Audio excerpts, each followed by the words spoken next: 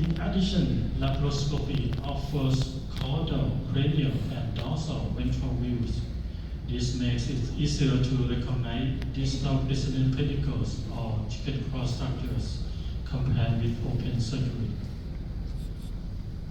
This study from internal group supports the chicken cross concept as a useful landmark for minimally invasive anatomical liver resection.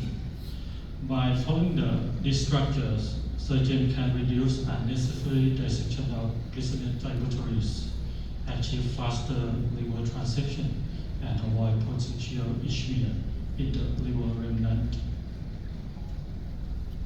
Next, let's move to ICT fluorescence imaging. The key unique feature of ICT is fluorescence emission, which makes it useful for intraoperative navigation. So another useful tool is ICT fluorescence imaging.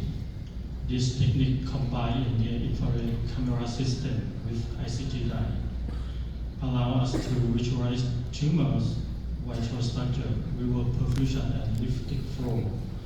So in liver surgery, it can support safe navigation and help define the resection area more clearly.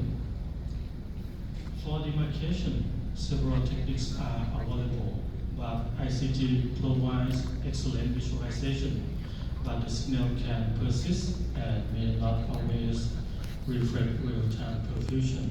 But right now we can overcome this by the technique that we use, Stadium technique. And this systematically will summarize the